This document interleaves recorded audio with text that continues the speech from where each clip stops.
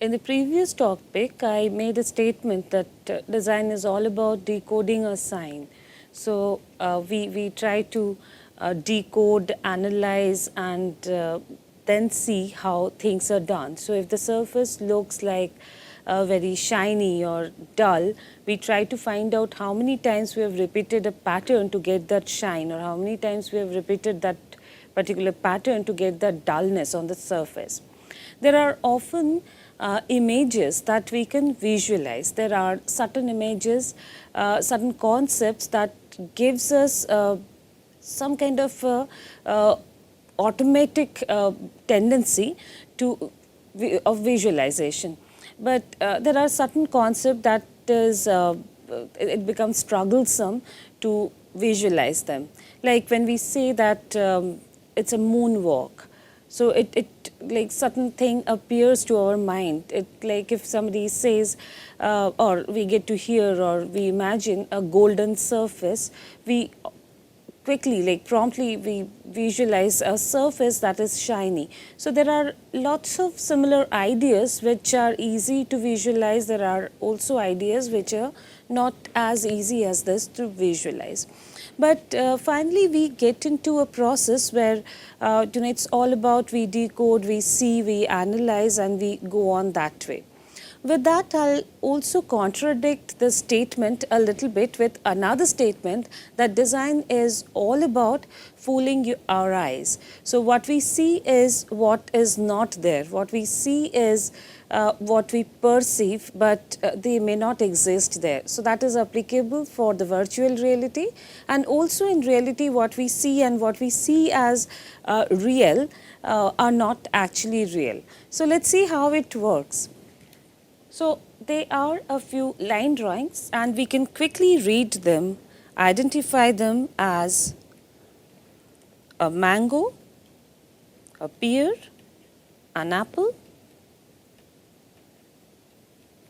Three of them will come under a category that is fruit.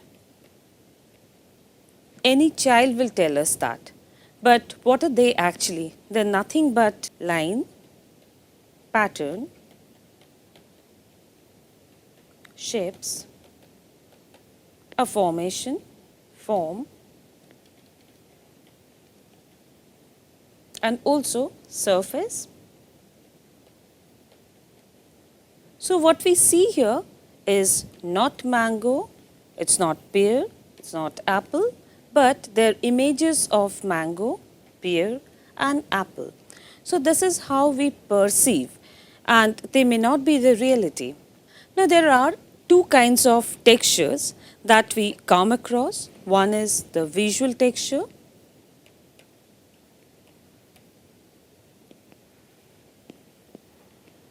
So we see a surface which appears to be rough. We touch it, and the kind of sensation that we get is smooth. So that is fooling your eyes. There's a term called Trompe-l'oeil in art, which is known as how to fool one's eyes. So the surface is smooth, but it looks rough. The use of visual texture is vast in our use in the regular happening, but there are also textures which are actual. So there is one category that is visual texture, and the second category are the actual texture.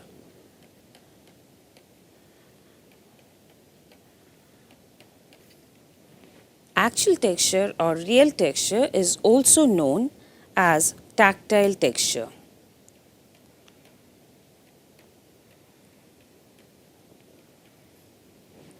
And this is opposite of visual texture, that we see some surface as rough. Upon touching, we find it rough.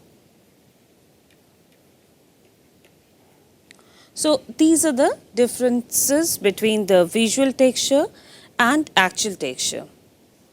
think in terms of the sculpture. When we are making a sculpture with the traditional materials, for example, we are using marble and we are trying to create a surface which is smooth. Marble has thinner, smaller, and closer particles which are integrated, so we can get a formation where we can do intricate carving, and also they have a good longevity because of the integrity that the stone has. Now, when we create a surface and we go there, we touch it, we get that smoothness there. But then maybe our purpose is to make a human figure, and the human body is not that cold and smooth. So that way we are fooled by the whole creation, that we try to give a surface that seems to be human skin, but they're not human skin at all. So otherwise also, when we use surfaces of stone or maybe metal, it can be clay or plaster. So in most of the cases, the surfaces are manipulated by the artist to give the sensation that the artist is deciding to convey to the viewer. Now, very interestingly, we see that there are formations where we do not hide a surface. For example, in some of the architecture, especially in modern architecture, when we have a structure that is made out of brick and we keep it open, we do not want to cover it with any kind of plastering and give it a smooth surface. We keep brick as brick, we keep cement as cement. We call it the honest use of material, and that is very common in the modern tradition. So that way it's a choice from the part of the designer or the part of the artist whether they're going to give the right message to the artist in terms of its visual texture or in terms of its tactile quality. So this is totally depending on the content or the subject matter and the suitability of the form of that matches with the subject matter. So in a way, we end up creating surfaces where we go, we touch it, and we feel that it just looks rough or smooth, but it's just the opposite there. So that way we are again coming down to the same solution, that we are basically repeating a pattern and nothing else. So when you touch a stone, it will give you a different sensation. After polishing, you'll get a complete different sensation. So it's up to the artist and the artist's decision whether to keep it rough or to keep it smooth. So when we create that, when we create some visual texture which is not the actual texture or tactile texture, we go for different tricks, and this is all about how we use our sense of pattern, how we repeat them.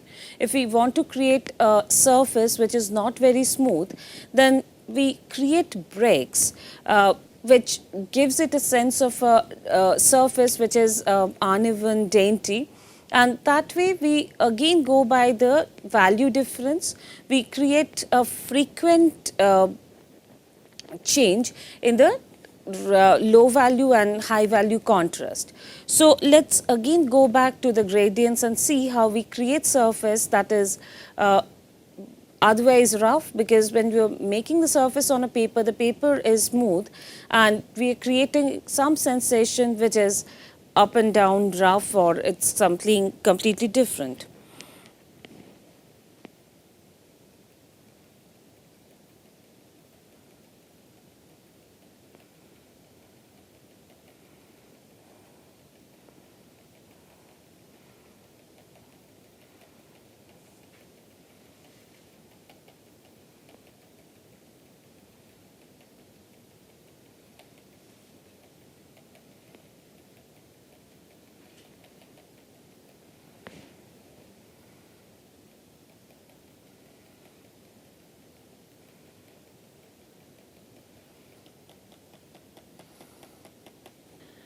So when we create a surface where the gradients are proper and smooth, it looks smooth, when there's a break between that and the contrast is higher in terms of the high value contrast, that we have the range of the achromatic gray where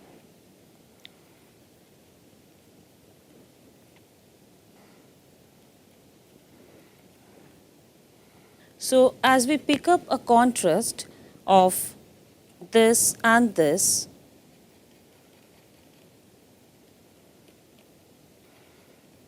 will give us a rough feel. If we have a combination of this and this, which are placed in a close proximity, they will look smooth. The more will make it abrupt, it will look more rough. So black will give us a sense of a surface that is going deeper. The white should come forward. At the same time, when we create a surface that gives us a sensation of either this is a surface which is made out of fabric or maybe a cloth or a paper, or this is a woven surface. So these are the kind of visual message that they will carry further. With this, I'll try to give you some examples for your reference.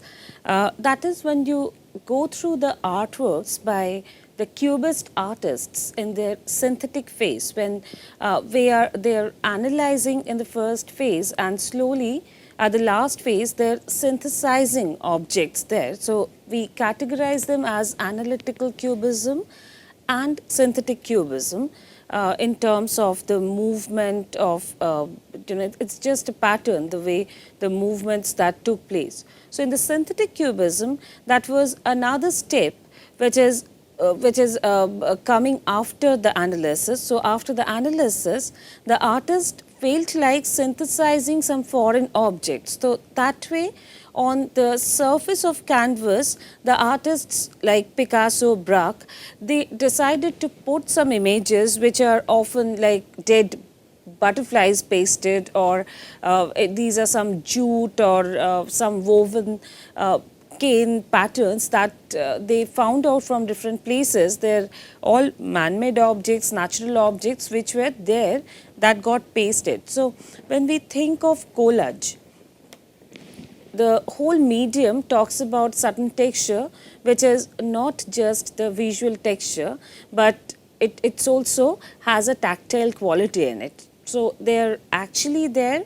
and that gives us a sense of surface which is more expressive. So when we talk about the impasto technique in painting, there the artist is using the paints, the way they're applying the paints on the surface, which is slightly three-dimensional. So they're not smooth. For example, if we have paintings where the surfaces are rough, there is a chance that the paint can get also dry and fall off.